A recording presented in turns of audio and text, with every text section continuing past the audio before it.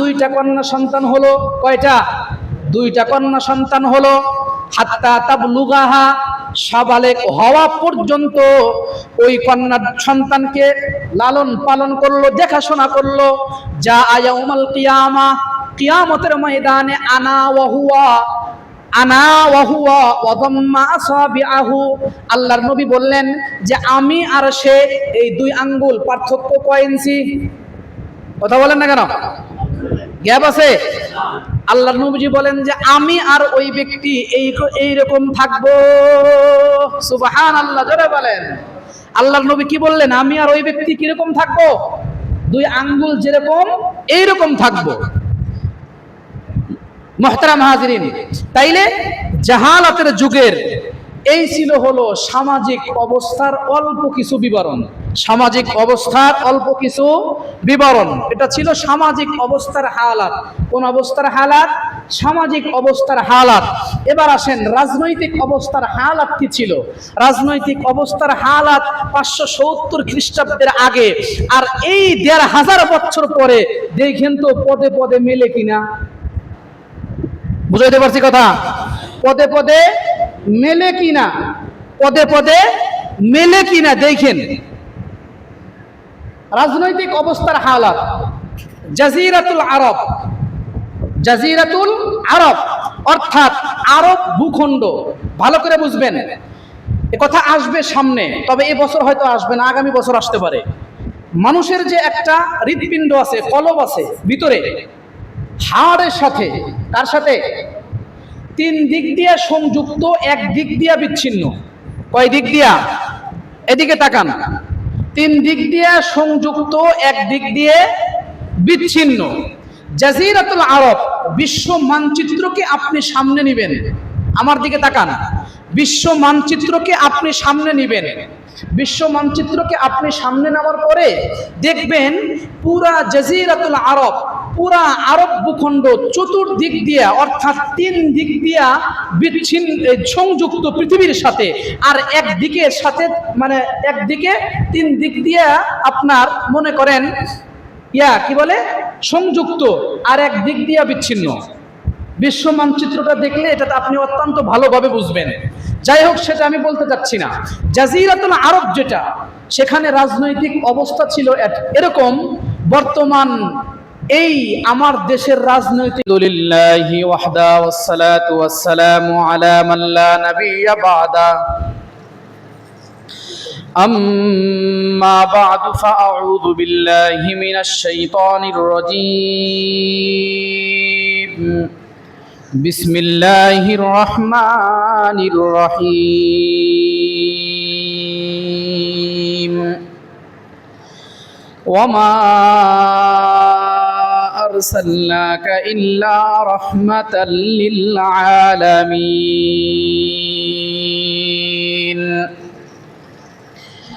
وقال صاحب القرآن رسول الله صلى الله عليه وسلم: أنا خاتم النبيين لا نبي بعدي، أو كما قال عليه الصلاة والسلام. صدق الله مولانا العظيم. আলহামদুলিল্লাহ। মুআজ্জাজ, মুহতারাম, সম্মানিত মুসল্লিয়ানে কেরাম,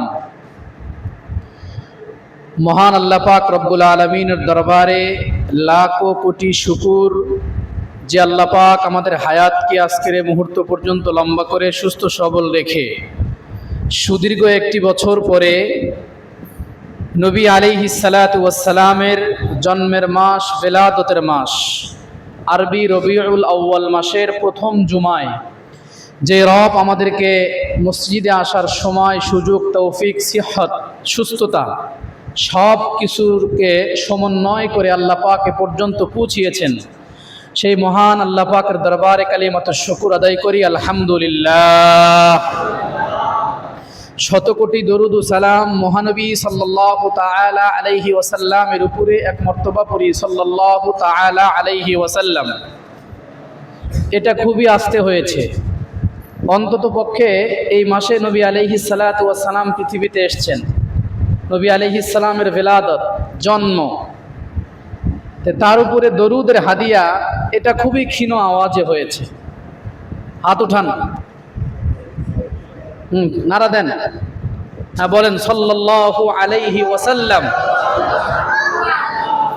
হাত নামান। মুহতারাম হাজিরিন, আমি লম্বা কোনো ভূমিকায় যাব না। লম্বা ভূমিকায় গেলে আমি আমার মঞ্জিলে মাকসাদ, যেটা আমার টার্গেট, সেখানে আমি পুষতে পারবো না। সেজন্য আমি লম্বা কোনো ভূমিকায় যাব না। এমন একটা আয়াত আমি আপনাদের খেদমতে তেলাওয়াত করেছি। এই আয়াতের উপরে নবী আলাইহিস সালাতু ওয়াস সালামের জন্মের আগে কিছু কথা বলে আমি সামনের দিকে যাব। নবী আলাইহিস সালাতু ওয়াস সালামের জন্মের যে বিষয়টা, এটাকে আমি ম্যাক্সিমাম 3 ভাগে ভাগ করেছি। কয় ভাগে? 3 ভাগে। 570 খ্রিস্টাব্দের আগে তথা ঈসা আলাইহিস সালাতু ওয়াস সালামের চলে যাওয়ার পর থেকে মাঝখানের যে গ্যাপটা ছিল, কত বছর ছিল, কি কি হয়েছে, কি অবস্থা ছিল, আমি যদি সবগুলা বলতে যাই 2-1 বছরেও আমি শেষ করতে পারবো না। সেজন্য মূল কিছু কথা আমি বলবো। সামাজিক অবস্থা, রাজনৈতিক অবস্থা, অর্থনৈতিক অবস্থা, ধর্মীয় অবস্থা, এই 4টার উপরে আমি অল্প কিছু আলোচনা করব। এটা কত খ্রিস্টাব্দের আগে বলেন তো দেখি? যদি কথা না বলেন তাইলে আলোচনা ভালো হবে না। সোজা কথা, আলোচনা বুঝবেন না। এগুলা কথা বোঝাটা খুবই কষ্ট হবে। সেজন্য মেহেরবানি করে কথা বলবেন। আমি এই 4টা যে বললাম, সামাজিক অবস্থা, এরপরে রাজনৈতিক অবস্থা, ধর্মীয় অবস্থা এবং অর্থনৈতিক অবস্থা, 4 অবস্থা। এটা কি 570 খ্রিস্টাব্দের আগে না পরে? আগের, পরের না। কথা বুঝছেন? নবীজির জন্মের আগে এই 4টা কথা আমি বলবো। মুহতারাম হাজিরিন, নবী আলাইহিস সালাতু ওয়াস সালামকে আল্লাহ তাআলা প্রেরণ করেছিলেন। খুতবার যে আয়াত আমি পড়েছি, তাইলে এই আয়াতে কারিমার ভিতরে আল্লাহ তাআলা নবী আলাইহিস সালাতু ওয়াস সালামকে বিশ্ববাসীর জন্য রহমত হিসাবে পাঠিয়ে দিয়েছেন। জোরে বলেন না সুবহানাল্লাহ। তো ওনার এটাকে ভাগ করেছি, একটা ভাগ 570 খ্রিস্টাব্দের আগে, এক। দ্বিতীয়, জন্ম থেকে নবুয়ত, জন্ম থেকে, বললাম না ভাই কথা বলতে হবে, জন্ম থেকে নবুয়ত প্রাপ্তি পর্যন্ত। তৃতীয় আর একটা বিষয় হলো নবুয়ত থেকে হিজরত। নবুয়ত থেকে কোথায়? হিজরত। এই 3টা ভাগ। হিজরতের পরে কত যুদ্ধ বিগ্রহ হয়েছে, এরপরে মদিনার দিন রাত কেমন ছিল, এরপরে যুদ্ধ জিহাদ কি, ইনশাল্লাহ আমি সব বলবো যদি আল্লাহ তৌফিক দান করেন। আমিন বলেন। তাইলে প্রথমে আসেন 570 খ্রিস্টাব্দের আগের কথা। পুরো দুনিয়ায় পাপাচার, অন্যায়, অপরাধ ঈসা আলাইহিস সালাম চলে যাওয়ার পরে পুরা দুনিয়ায় পাপাচার, অন্যায়, অবিচার, মানুষে মানুষে হিংসা, বিদ্বেষ, অশ্লীলতা, বেহায়াপনা, এগুলা চতুর্দিকে বিপুল পরিমাণে ছিল।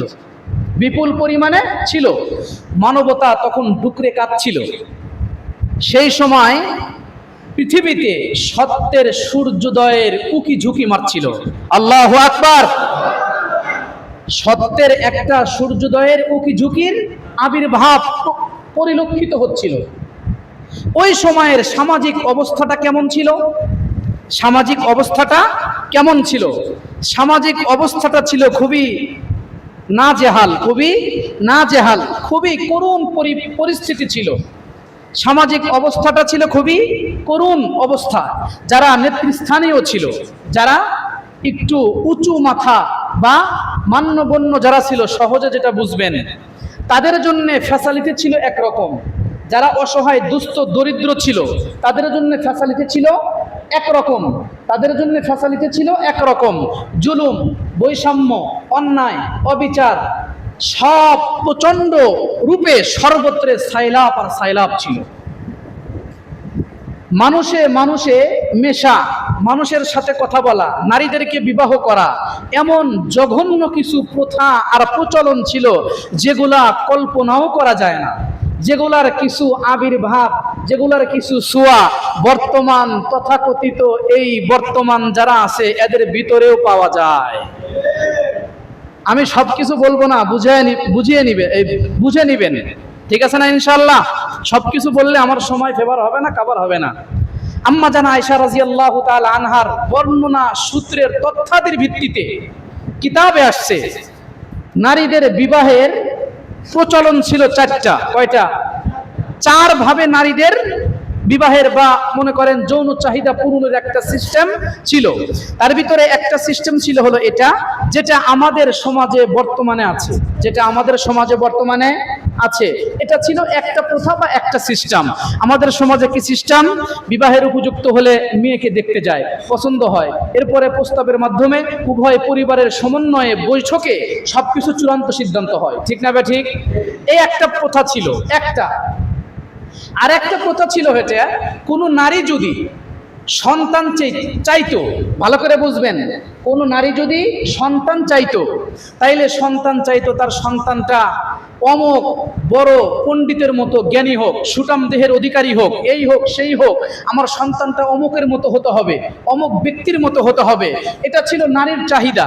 এই নারীর চাহিদা অনুপাতে ওই ধরনের ব্যক্তিত্বের কাছে এই নারী ঋতুবর্তী অর্থাৎ প্রত্যেক মাসে অসুস্থতা থেকে সুস্থ হওয়ার পরে এই স্বামী ওই ধরনের শক্তিশালী সুঠাম দেহের অধিকারী এবং সুদর্শন জ্ঞানী গুণী ব্যক্তির কাছে তার স্ত্রীকে দিয়ে আসতো।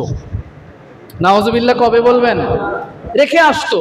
যতক্ষণ পর্যন্ত গর্ভধারণ নিশ্চিত না হতো ততক্ষণ পর্যন্ত ওই সুঠাম দেহের অধিকারী জ্ঞানী আর গুণী ওই ব্যক্তির সাথে এই নারী মেলামেশা করত, সহবাস করত।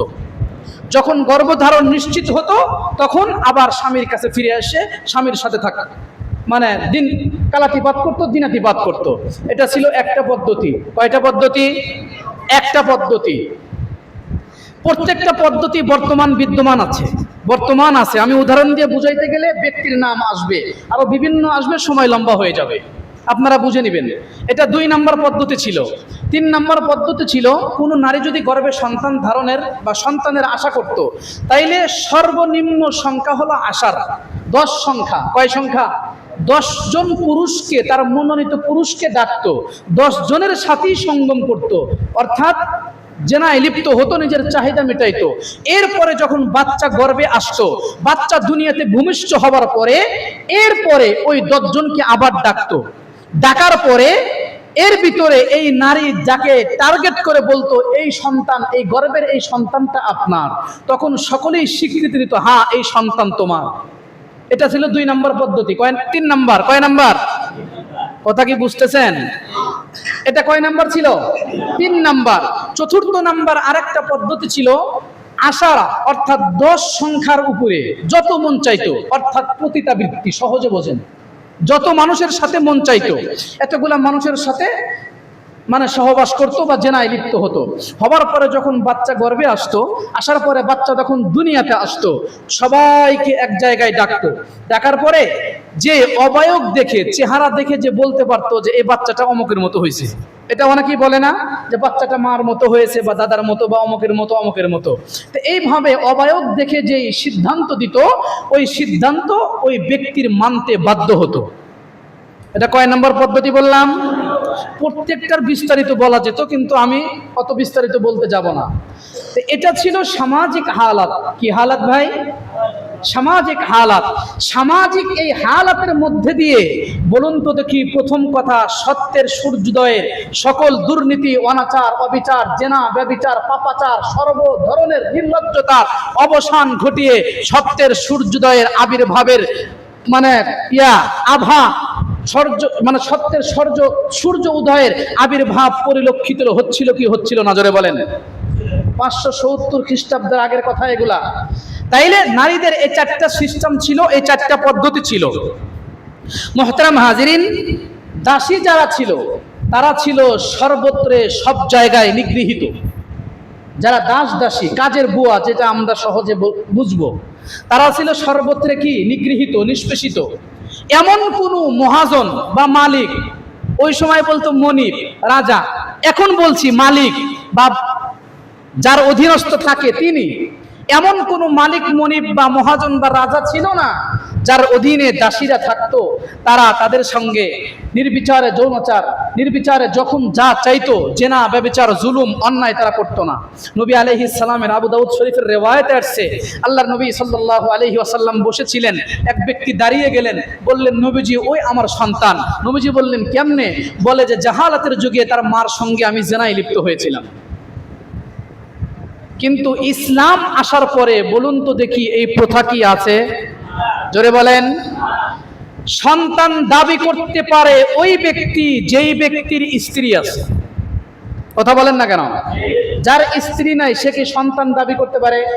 সে কখনো সন্তান দাবি করতে পারে না। দাসীরা ছিল সর্বত্রে নিগৃহীত, নিষ্পেষিত, জুলুমের শিকার হচ্ছিল। ইমামে কুরতুবী রাহমাতুল্লাহি আলাইহি বর্ণনা করেছেন তার বিখ্যাত তাফসীর গ্রন্থে। ইমামে কুরতুবী রাহমাতুল্লাহি আলাইহি বর্ণনা করেছেন যে এক ব্যক্তি আপনার নবী আলাইহিস সালামের দরবারে বসে থাকতেন। নবী আলাইহিস সালামের দরবারে বসে থাকতেন। নবী আলাইহিস সালামের দরবারে চিন্তায়, মলিনতার ছাপ নিয়ে চেহারায় বসে থাকতেন। নবীজি জিজ্ঞাসা করলেন, কি ব্যাপার, তোমার চেহারায় মালিন্যতার ছাপ কেন? কোনো সমস্যা? তো এই সাহাবী উত্তর করলেন, ইয়া রাসূলুল্লাহ, জাহালাতের যুগে আমি কিছু অপরাধ করে ফেলেছি, সেগুলার চিন্তায় চেতনায় আমার চেহারায় মালিন্যতার ছাপ এসে যায়। জানি না আমার রব আমাকে ক্ষমা করবে কিনা। আমি কত কন্যা সন্তানকে জীবন্ত হত্যা করেছি, কত কিছু করেছি, জেনা, ব্যভিচার, অন্যায়, অবিচার, জানি না এগুলো আল্লাহ আমাকে ক্ষমা করবেন কিনা। নবী আলাইহিস সালাম বললেন, কেমনে? কয়, আমার জীবন্ত একটা কন্যা সন্তানকে আমি হত্যা করেছি, সেটা যখন আমার চোখের সামনে ভেসে ওঠে, যখন আমার হৃদয় বিগলিত হয়ে যায়, আমার আর সহ্য হয় না। নবী আলাইহিস সালাম বললেন, ঠিক আছে, ঘটনাটা বলো তো দেখি, ঘটনাটা বলো তো দেখি। এই সাহাবী নবী আলাইহিস সালামকে উত্তর করলেন, ওগো নবীজি, আমার একটা সুন্দর, অত্যন্ত রূপবতী আমার একটা কন্যা সন্তান জন্ম হলো, বড় হলো, মা রাখতে চাইলো, বিয়ের বয়স হলো, বিবাহ শাদীর প্রস্তাব আসছিল। আমি ভাবছিলাম একে জীবন্ত হত্যা করব, নাকি বিয়ে দিয়ে দিব, নাকি কি করব, এই ধরনের পেরেশানিতে আমি ভাবছিলাম। হঠাৎ আমি আমার বেগমকে বললাম, আমি আমার অমক অমক আত্মীয়র বাড়িতে যাব, আমার কন্যাকে আমার সঙ্গে সাজিয়ে দাও, তাকে আমি নিয়ে যাব। নিয়ে গেলাম। খুবই সংক্ষেপে বলছি। সাহাবী বলেন, রাসূল, আমি নিয়ে গেলাম, নিয়ে নদীর পাড়ে গেলাম। নদীর পাড়ে যাওয়ার পরে আমার কন্যাকে সমুদ্রের ভিতরে, নদীর ভিতরে ধাক্কা দিয়ে ফেলে হত্যা করার চেষ্টা করলাম। আমার কন্যা আমাকে বলল, বাবা, আমি তো কোনো অপরাধ করি নাই, আপনি আমাকে কেন হত্যা করছেন? আমি হত্যার থেকে, তাকে ধাক্কা দিয়ে ফেলে দেওয়ার থেকে বিরত হলাম। বিরত হওয়ার পরে আবার যখন উদ্যত হলাম, তখন আমার কন্যা আমাকে বলল, বাবা, আমার মার প্রতিশ্রুতি, আমাকে হত্যা করবেন না, আমাকে হত্যা করেন না। শেষ পর্যন্ত এই সাহাবী বলে, ওগো রাসূল, পরিশেষে শয়তান আমার উপরে গালেব হলো, আমার উপরে প্রবল বেগে চেপে বসলো। বসার পরে আমি আমার ওই কন্যা সন্তানকে ধাক্কা দিয়ে সাগরে ফালায়া দিয়ে হত্যা করতে বাধ্য হলাম। নবীজি বললেন, যদি জাহালাতের যুগের অপরাধের কারণে যদি শাস্তি দেওয়ার কোনো বিধান আল্লাহ তাআলা থাকতো বা আল্লাহ দিতেন, তাইলে আমি তোমাকে কঠিন শাস্তি দিতাম, আমি তোমাকে কঠিন শাস্তি দিতাম। তো মুহতারাম হাজিরিন, এটা ছিল একটা ঘটনা। এরপরে আরেকটা ঘটনা আসছে, নিজ হাতে আটটি কন্যা সন্তানকে দাফন করেছে। নিজ হাতে, কি হাতে? নিজে নিজে। জাহালাতের যুগের কিছু ইতিহাস, সামাজিক অবস্থার কথা বলছিলাম, ভালো করে মনে রাখবেন। জাহালাতের এই সামাজিক অবস্থার বিবরণ করতে গিয়া তাফসীরের কিতাবে বিশাল ঘটনা এসেছে। কায়েস ইবনে আসেম, বনু তামিম গোত্রের লিডার। কোন গোত্রের? বনু তামিম গোত্রের লিডার কায়েস ইবনে আসেম পরবর্তীতে মুসলমান হয়েছিলেন। এই কায়েস ইবনে আসেম, এই সাহাবী ইসলাম ধর্ম গ্রহণ করার পরে নবী আলাইহিস সালাতু ওয়াস সালামের দরবারে একে একে তার কন্যা সন্তান হত্যার বিবরণ দিচ্ছিলেন। কায়েস ইবনে আসেম বলেন, আমি সর্বশেষ আমার একটা কন্যা সন্তানকে হত্যা করি। আমার সেই কন্যা সন্তান, আমার দাড়িগুলা, আমি যখন তাকে জীবন্ত হত্যার জন্য মাটি খনন করি, কূপ খনন করি, আমার দাড়িতে যখন ধুলাবালি লেগেছিল, আমার কন্যা সন্তানটি ধুলাবালিগুলা ঝেড়ে দিচ্ছিল আর বলতেছিল, বাবা, আপনার দাড়িতে ধুলা লেগেছে। এইভাবে একে একে আমি আমার আটটি কন্যা সন্তানকে জীবন্ত দাফন করি। নাউজুবিল্লাহ বললেন না? মুহতারাম হাজিরিন, জাহালাতের যুগের সামাজিক অবস্থা ছিল হলো এটা। সামাজিক অবস্থার কিছু নমুনা দেখাইলাম। কন্যা সন্তানকে তারা 3 কারণে জীবন্ত হত্যা করত। কয় কারণে? 3 কারণে। একটা হলো তারা কন্যা আল্লাহ ফেরেশতাদেরকে তারা আল্লাহ তাআলার কন্যা মনে করত। কাদেরকে? ফেরেশতা কুল যারা আছে এদেরকে তারা আল্লাহ পাকের সন্তান, কন্যা সন্তান মনে করত। এজন্য ওনারা মনে করত যে কন্যা সন্তান যেহেতু আমাদের, আর ফেরেশতারা যেহেতু আল্লাহ পাকের কন্যা সন্তান, এজন্য কন্যা সন্তানকে আল্লাহ তাআলার কাছে সুপর্দ করাটাই যুক্তিযুক্ত একটা। আর একটা হলো বিবাহ শাদী ভরণ পোষণের ভয়ে দরিদ্র হয়ে যাবে, এই একটা আশঙ্কা। 3 নম্বর আরেকটা আশঙ্কা ছিল হলো এটা যে তারা সমাজে কন্যা সন্তান হওয়াটাকে খুবই পোড়া কপাল বা লাঞ্ছনা গাঞ্ছনা অপমানের বিষয় তারা মনে করত। 3 কারণে যদি কেউ হাজার অপমান সহ্য করে যদি কেউ কোনো সন্তানকে, কন্যা সন্তানকে তারা যদি বাঁচায় রাখতো, লালন পালন করতো, যদি প্রমাণ হয়ে যেত, পশমি জামা পরিয়ে তাকে চরণ ভূমিতে পশু চড়ানোর জন্য পাঠিয়ে দেওয়া হতো।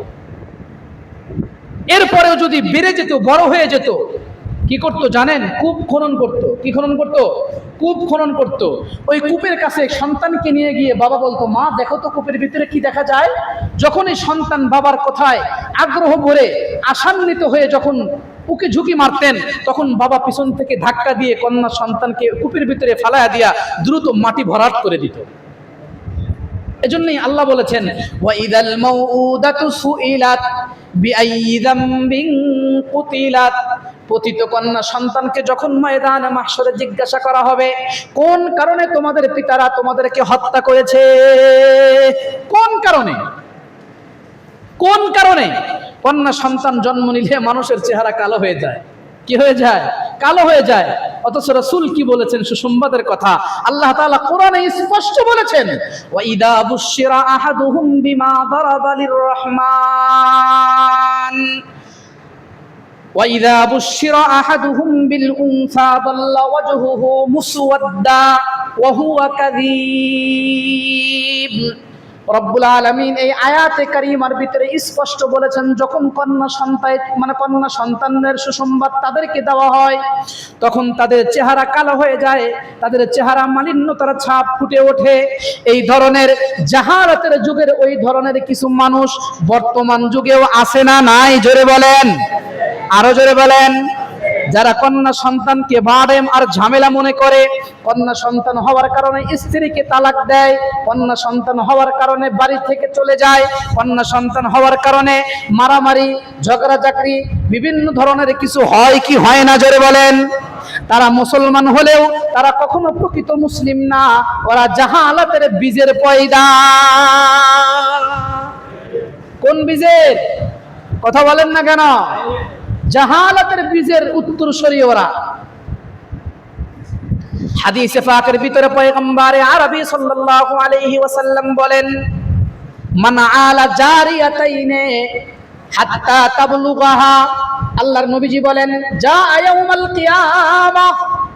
আল্লাহর নবীজি বলেন, যার 2টা কন্যা সন্তান হলো, কয়টা? 2টা কন্যা সন্তান হলো, হাত্তা তাবলুগাহা, সাবালেক হওয়া পর্যন্ত ওই কন্যা সন্তানকে লালন পালন করলো, দেখাশোনা করলো। যা ইয়াউমাল কিয়ামা, কিয়ামতের ময়দানে আনা ওয়া হুয়া ওয়া দাম্মা আসাবিআহু। আল্লাহর নবী বললেন যে আমি আর সে, এই 2 আঙ্গুল পার্থক্য কয় ইঞ্চি? কথা বলেন না কেন? গ্যাপ আছে? আল্লাহর নবীজি বলেন যে আমি আর ওই ব্যক্তি এইরকম থাকবো। সুবহানাল্লাহ, জোরে বলেন। আল্লাহর নবী কি বললেন? আমি আর ওই ব্যক্তি কিরকম থাকবো? 2 আঙ্গুল যেরকম এইরকম থাকবো। মুহতারাম হাজিরিন, তাইলে জাহালাতের যুগের এই ছিল হলো সামাজিক অবস্থার অল্প কিছু বিবরণ। সামাজিক অবস্থার অল্প কিছু বিবরণ, এটা ছিল সামাজিক অবস্থার হালাত। কোন অবস্থার হালাত? সামাজিক অবস্থার হালাত। এবার আসেন রাজনৈতিক অবস্থার হালাত কি ছিল। রাজনৈতিক অবস্থার হালাত 570 খ্রিস্টাব্দের আগে, আর এই 1500 বছর পরে দেখেন তো পদে পদে মেলে কিনা। বুঝাইতে পারছি কথা? পদে পদে মেলে কিনা, পদে পদে মেলে কিনা দেখেন। রাজনৈতিক অবস্থার হালাত। জাজিরাতুল আরব, জাজিরাতুল আরব অর্থাৎ আরব ভূখণ্ড, ভালো করে বুঝবেন, এ কথা আসবে সামনে, তবে এ বছর হয়তো আসবে না, আগামী বছর আসতে পারে। মানুষের যে একটা হৃৎপিণ্ড আছে, কলব আছে ভিতরে, হাড়ের সাথে, তার সাথে তিন দিক দিয়ে সংযুক্ত, এক দিক দিয়া বিচ্ছিন্ন। কয় দিক দিয়া? এদিকে তাকান। তিন দিক দিয়ে সংযুক্ত, এক দিক দিয়ে বিচ্ছিন্ন। জাজিরাতুল আরব বিশ্ব মানচিত্রকে আপনি সামনে নিবেন, আমার দিকে তাকান। বিশ্ব মানচিত্রকে আপনি সামনে নিবেন, বিশ্ব মানচিত্রকে আপনি সামনে নেওয়ার পরে দেখবেন পুরা জাজিরাতুল আরব, পুরা আরব ভূখণ্ড চতুর্দিক দিয়া, অর্থাৎ তিন দিক দিয়া বিচ্ছিন্ন, সংযুক্ত পৃথিবীর সাথে। আর একদিকের সাথে, মানে একদিকে তিন দিক দিয়া আপনার মনে করেন কি বলে, সংযুক্ত, আর এক দিক দিয়া বিচ্ছিন্ন। বিশ্ব মানচিত্রটা দেখলে এটা আপনি অত্যন্ত ভালোভাবে বুঝবেন। যাই হোক, সেটা আমি বলতে চাচ্ছি না। জাজিরাতুল আরব যেটা, সেখানে রাজনৈতিক অবস্থা ছিল এরকম। বর্তমান এই আমার দেশের রাজনৈতিক অবস্থা যেমন তেমন, আমার দেশের রাজনৈতিক অবস্থা যেমন তেমন। কেউ রাজা প্রজা, কেউ রাজা কেউ প্রজা, কেউ মনিব কেউ গোলাম, দাস দাসী। সাধারণ মানুষের ইচ্ছা এবং চাহিদার কোনো প্রকারের, কোনো ধরনের কোনো মূল্যায়ন ছিল না।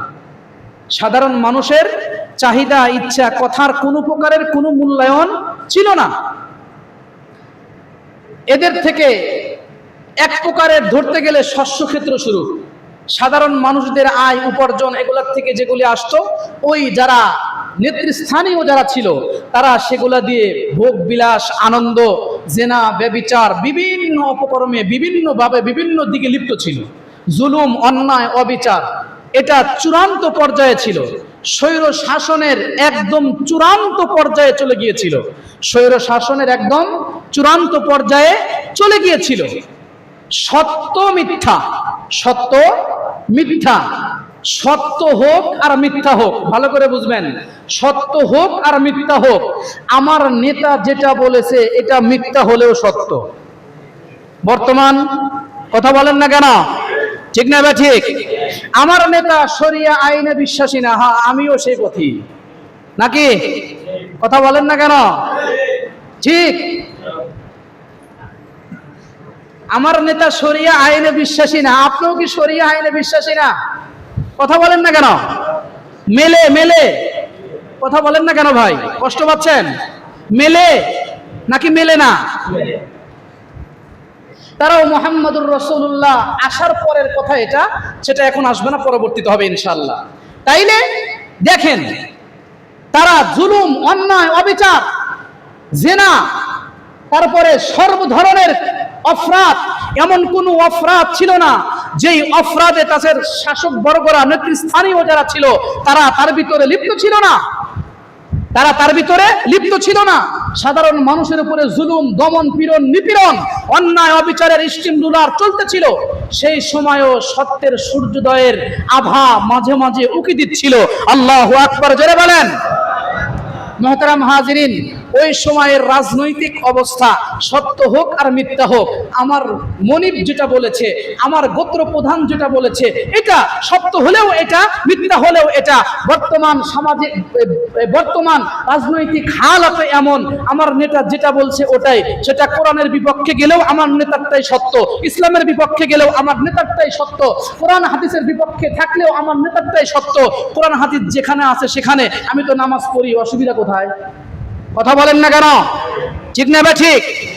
জোরে বলেন, ঠিক না? ঠিক। মুহতারাম হাজিরিন, সেজন্য খুব ভাববার বিষয়, খুব ভাববার বিষয়, খুব মানে গভীর ভাবে এটা পরিলক্ষিত করার বিষয়, গভীর ভাবে এটা বুঝবার বিষয়। যদি আপনি সেই পথে হাঁটেন, তাইলে আপনার ওই নেতা যেখানে যাবে, আপনিও সেখানে যাওয়ার জন্য রেডি থাকেন। শরিয়া আইনে বিশ্বাসী না। আবার আর একজন বলে মৌলবাদ।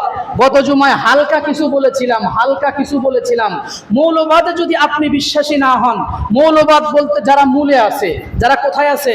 মূলে আছে, গোড়ায় আছে। একজন কালেমাওয়ালা, ইমানওয়ালা মুসলমানের মূল গোড়া হলো কোরআন আর হাদিস, শরীয়ত। একজন মুসলমানের মূল গোড়া হবে শরীয়ত। সে যদি শরীয়তে বিশ্বাসী না হয়, গত জুমায় বলেছি 100% সে মুরতাদ মুরতাদ মুরতাদ, সে ওয়াজিবুল কতল, তাকে হত্যা করাও শরীয়তে ইসলামে অনুমোদন আছে। মুহতারাম হাজিরিন, সুতরাং পরিষ্কার করে বলছি, শরিয়া আইনে বিশ্বাসী হতে পারে না, কারণ শরিয়া আইন থাকলে মানে টেন্ডারবাজি করা যাবে না, শরিয়া আইন থাকলে চাঁদাবাজি করা যাবে না, শরিয়া আইন থাকলে দুর্নীতি করে বিদেশে দেশের অর্থ পাচার করা যাবে না, শরিয়া আইন থাকলে সুদখোর মানে সুদ খাওয়া যাবে না, শরিয়া আইন থাকলে লুণ্ঠন করা যাবে না, শরিয়া আইন থাকলে নারীদের গায়ে হাত দেওয়া যাবে না। এজন্যই তোমরা শরিয়া আইনকে পছন্দ হয় না।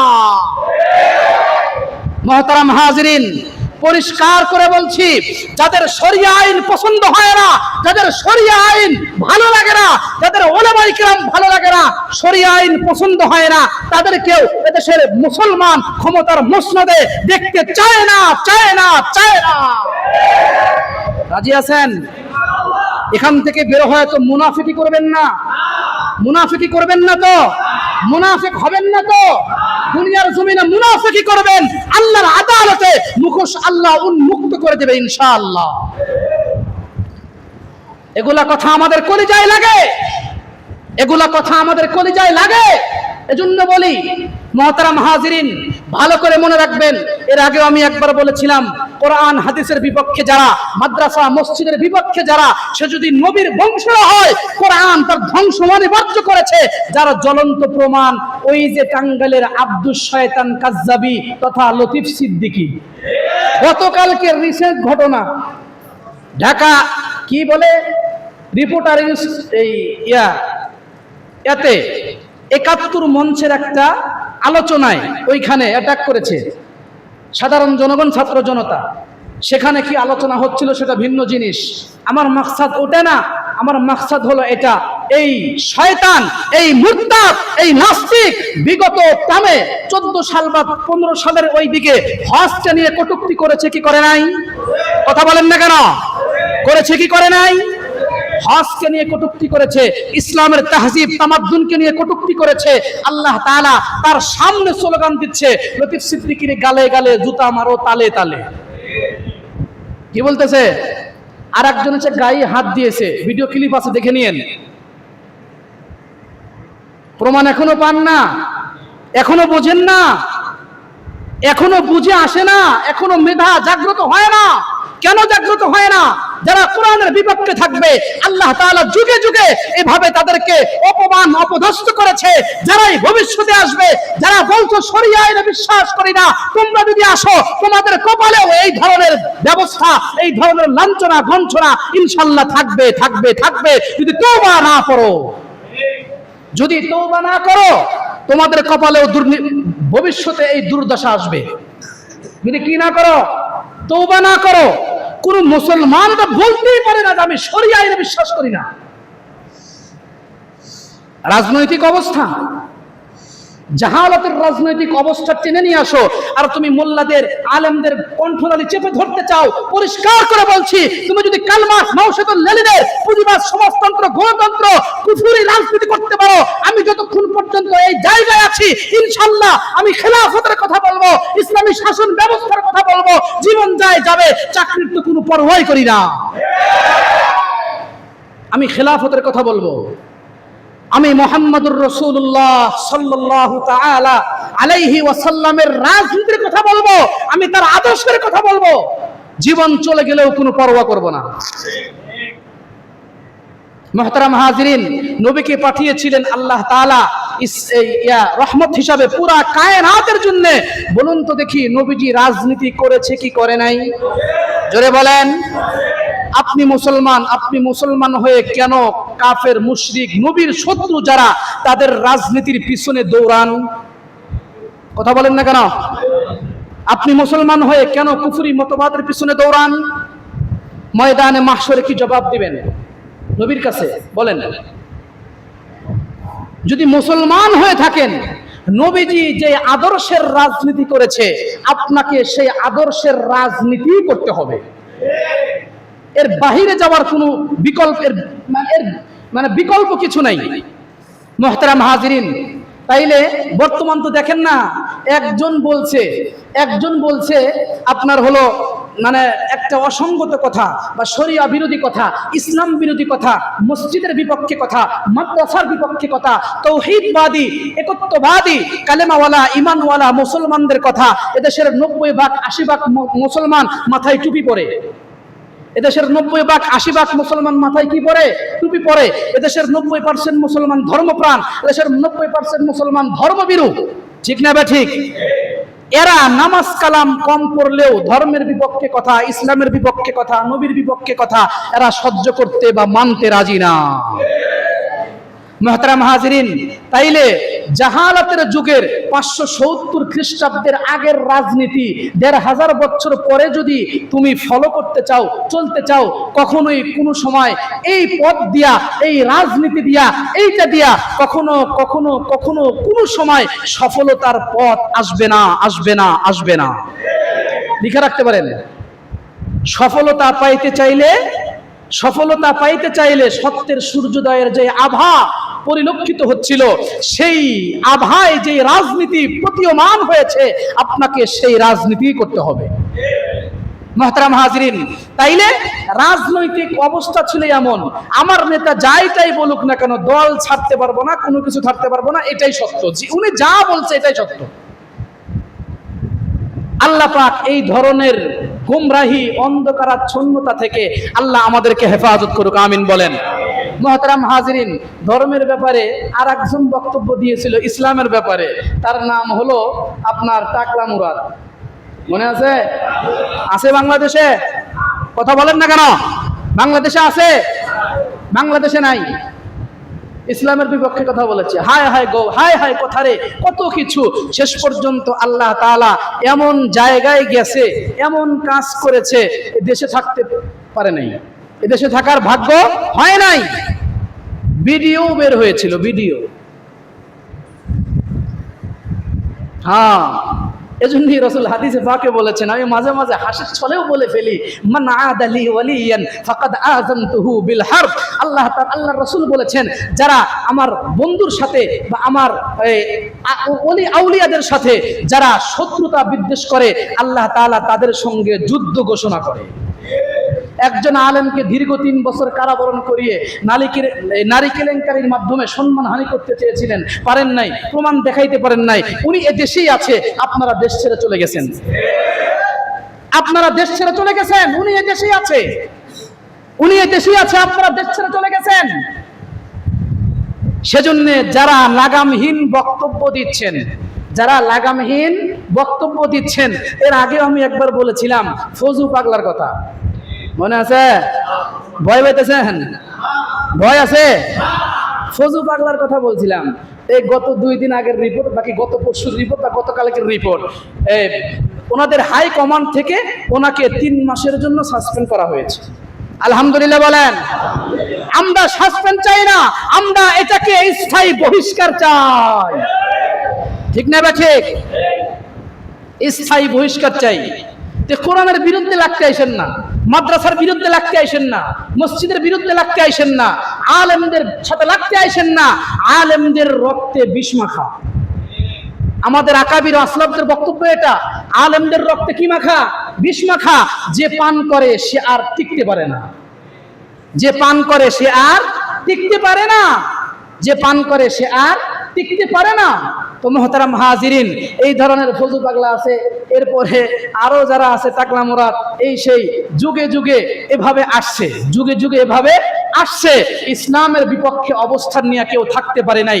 আপনাদের কাছে একটা ভবিষ্যৎবাণী করে যাই, ইনশাআল্লাহ, ইনশাআল্লাহ, জানি না দু চোখ দিয়ে দেখার মতন সৌভাগ্য আমার আপনাদের, আমাদের কারো হবে কি হবে না, কিন্তু যারা দেশের মাটিতে ক্ষমতার মসনদে যাওয়ার স্বপ্ন দেখো, ইনশাআল্লাহ তোমাদের এই স্বপ্ন পূরণ হবে না, যদিও খণ্ডকালীনের জন্য পূরণ হয়। ইনশাআল্লাহ অদূর ভবিষ্যতেই এই বাংলার মাটিতে ইসলামের পতাকা, খেলাফতের শাসন ব্যবস্থা পথ করে উঠবে ইনশাআল্লাহ, ইনশাআল্লাহ, ইনশাআল্লাহ।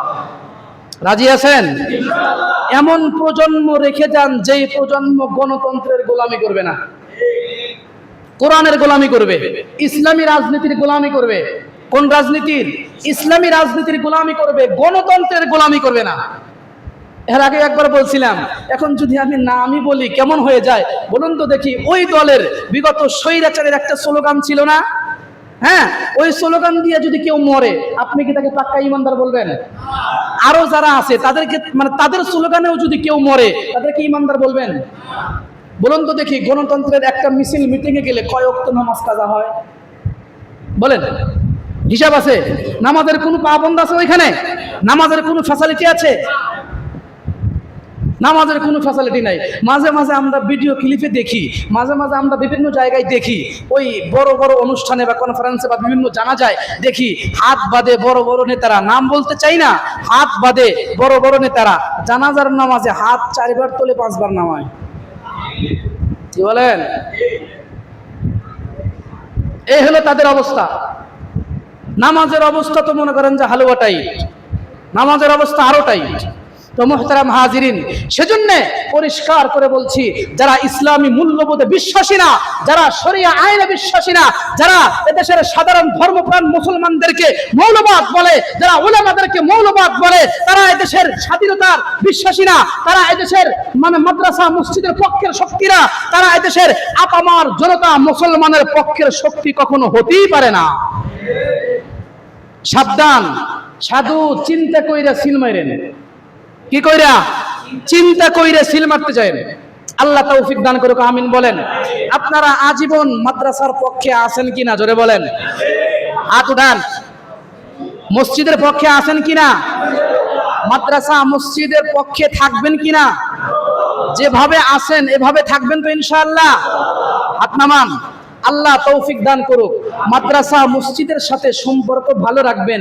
ফজলুর ক্ষমতা কম ছিল না, টাকলা মুরাদের ক্ষমতা কম ছিল না, আব্দুস শয়তান কাজ্জাবি হজের বিরুদ্ধে বক্তব্য দিয়েছে, তার ক্ষমতা কম ছিল না। এক সময় মন্ত্রিত্ব ছিল, চেয়ারের কি দম্ভিকতা আর পাওয়ার আর ক্ষমতার কি দাপট ছিল। দেখেন কালকে ভিডিওটা দেখেন, আপনি হাসি পাবেন, আপনার হাসি পাবে। হাত দিয়ে ধাক্কাচ্ছে, কোনো ধরনের কোনো কথা বলার শক্তি নাই, এভাবে মনে হয় মূর্তির মতো বসে আছে। এই তো ক্ষমতা। কোন রাজনীতি করেন? কার পিছনে দৌড়ান? এগুলা সব ধোঁকা, এগুলা সব ধোঁকা, সব মরিচিকা, সব মরিচিকা, সব ধোঁকা। সেজন্য যদি মাদ্রাসার পক্ষে থাকতে পারেন, উলামাদের নকশে কদমে যদি থাকতে পারেন, উলামারা যেভাবে বলে, যে জায়গায় সিল মারতে বলে, উলামারা যেখানে যাইতে বলে, যার সাথে থাকতে বলে, তার সাথে থাকতে রাজি আছেন তো ইনশাআল্লাহ? মুহতারাম হাজিরিন, মসজিদের পাশে থাকবেন, মাদ্রাসার পাশে থাকবেন। মসজিদ মাদ্রাসার পাশে থাকা মানে সাথে সাথে শুয়ে থাকা না। মসজিদ মাদ্রাসায় কখন কোনটা প্রয়োজন হয়, কখন কোনটা দরকার হয়, কখন কোনটার জরুরত হয়, এটার প্রয়োজন বা এই জরুরত, এই প্রয়োজনটাকেও মিটাবার জন্য সাধ্যমতো চেষ্টা করা। ঠিক না বা ঠিক? এই প্রয়োজনটাকে মিটাবার জন্যও সাধ্যমতো চেষ্টা করা। আপনাকে আল্লাহ যে অর্থ দিয়েছে, যেই সম্পদ দিয়েছে, যেই টাকা দিয়েছে, সেখান থেকে মাদ্রাসার জন্য, মসজিদের জন্য, অসহায় দুস্থ দরিদ্র যারা আছে তাদের জন্য নিয়মিত ব্যয় করা। নিয়মিত কি করা? ব্যয় করা।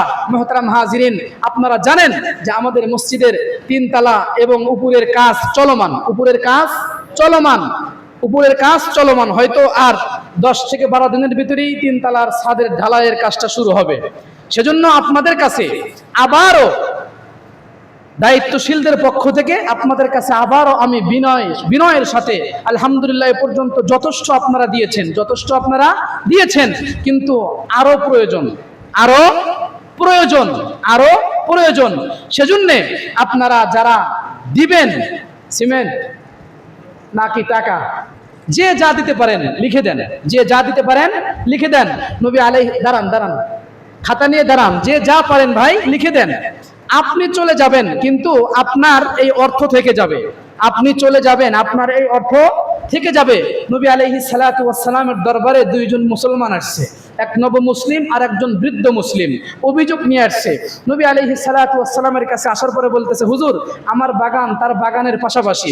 নবী আলাইহিস সালাতু ওয়াস সালাম বলতেছেন, কি সমস্যা? কয় আমার বাগানের, ওনার বাগানের 10টা গাছ আমার বাগানের দিকে হেলে আসে, এই হেলে আসার কারণে আমি এই লাইনটা সোজা করতে পারি না, তো ওনাকে বলেন 10টা গাছ আমার কাছে বিক্রি করে দিক। ওই বৃদ্ধকে নবী আলাইহিস সালাম বলতেছেন, পরামর্শ হিসাবে তোমার গাছটাকে বিক্রি করে দাও। উনি বলতেছেন যে না, আমার গাছ বিক্রি করবো না। নবী আলাইহিস সালাতু ওয়াস সালাম তখন বললেন, তাইলে আমি কিনি? ওই সাহাবী বলতেছেন যে না, আপনার কাছেও বিক্রি করবো না।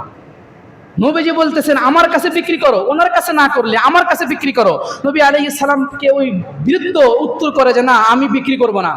এখানে একটা কথা না বললেই নয়, বৃদ্ধ বয়সে অর্থের মায়া একটু বেশি হয়, এ ঠিক না ঠিক? এটা কোরআন হাদিসের কথা। বয়স্ককালে বৃদ্ধ বয়সে অর্থের মায়া একটু বেশি হয়, কিন্তু নিয়ে যেতে পারবেন? কেউ পারবে? আমি পারবো, আপনি পারবেন? কেউ পারবেন না। যত পৃথিবীর যত বড় বড় ধনাঢ্য ব্যক্তিরা ছিল, ধনীরা ছিল, তারাই নিয়ে যেতে পারে নাই। আর আমার তো কিছুই নাই, আমার তো কিছুই নাই, নিয়ে যেতে পারবেন না। তে যারা যা দিবেন, উপরে লোক যাবে, লোক চলে গেছে, যারা যা দিবেন মেহেরবানি করে একটু লিখে দেন, অনেক অর্থের প্রয়োজন, যেটা আপনারা দেখতেছেন। তো সাহাবী, ওই মজলিসে আরেকজন সাহাবী ছিলেন। নবী আলাইহিস সালাম বৃদ্ধ চলে যাচ্ছিলেন, নবী আলাইহিস সালাম ডাকলেন, ডাক দিয়ে বললেন, বাবাজি, তুমি যদি 10টা গাছ আমার কাছে বিক্রি করো বা ওনার কাছে বিক্রি করো, এই বিক্রির বিনিময়ে আল্লাহ তাআলা তোমাকে জান্নাতের ভিতরে একটা বাড়ি দিবে এবং তোমাকে অসংখ্য অগণিত গাছ দিবে। সুবহানাল্লাহ বলবেন না? নবী আলাইহিস সালাম, ওই বৃদ্ধ বলে, আমার জান্নাতের গাছ আর বাড়ির প্রয়োজন নাই। আমার কি নাই? জান্নাতের গাছ বাড়ির প্রয়োজন নাই, দরকার নাই, চলে গেছে। মজলিসে এক সাহাবী ছিল, মজলিসে এক সাহাবী ছিল। এখান থেকে আমি একটা কথা বলতে চাই, যারা আল্লাহর ঘর এই মসজিদে দিবেন, মান বানা লিল্লাহি মসজিদান বানাল্লাহু লাহু বাইতান ফিল জান্নাহ। হাদিসে পাকে রাসূল বলেন যে যারা আল্লাহর ঘর মসজিদকে নির্মাণ করলো, মসজিদের নির্মাণে সহযোগিতা করলো, আল্লাহ তাআলা তাদের জন্য জান্নাতের ভিতরেও একটা ঘরের ব্যবস্থা করবেন। সেজন্য সবাই তো চান, হাত তোলেন, যে জান্নাতে কার কার ঘর হোক? চান তো? জোরে বলেন, চান তো? তাইলে একজনও খালি হাতে দিবেন না, ঠিক আছে? মনে থাকবে, একজনও খালি হাতে ছেড়ে দিবেন না। হাত নামান। একজনও খালি হাতে ছেড়ে দিবেন না। তো ওই সাহাবী রাসূলকে বলতেছেন যে হুজুর, আমি যদি ওই 10টা গাছ কোনোভাবে যদি নিয়ে দিতে পারি, তাইলে কি জান্নাতে এই ফ্যাসিলিটি কি আমার জন্যও আছে? এই ফ্যাসিলিটি কি আমার জন্যও আছে? নবী আলাইহিস সালাতু ওয়াস সালাম তখন বললেন, হ্যাঁ, তোমার জন্যও আছে। তো ওই সাহাবীর 1000 গাছ বিশিষ্ট একটা বাগান ছিল। কয় হাজার? 1000। ওই গাছে কোবায় বাগান ছিল, কোবায় 1000 বিশিষ্ট একটা গাছের বাগান ছিল। তো ওই 1000 বিশিষ্ট গাছের বাগান ওই বৃদ্ধের কাছে দিয়ে, সংক্ষেপে বলছি, 1000 বিশিষ্ট ওই বাগান ওই বৃদ্ধের কাছে দিয়ে ওই 10টা গাছকে খরিদ করে আল্লাহ রসুলের এই সাহাবী ওই ব্যক্তির মালিকানায় আল্লাহ রসুলের সাহাবী দিয়ে দিলেন। সুবহানাল্লাহ জোরে বলেন। মুহতারাম হাজিরিন, এই পরিমাণ তো আর আমরা দিতে পারবো না। পারবো? এই পরিমাণ তো আর আমরা দিতে পারবো না। এই পরিমাণ সাধ্য আমাদের নাই, এই পরিমাণ সাধ্যটাও আমাদের নাই। সেজন্য আল্লাহ রসুলের এই সাহাবী এইটা দেওয়ার পরে বাসায় গিয়ে বলতেছে যে তোমরা এখান থেকে সব বের হও, বাগানের থেকে বের হও, কারণ এটা আমি জান্নাতের বিনিময় আল্লাহ তাআলার রাস্তায় দিয়ে দিয়েছি।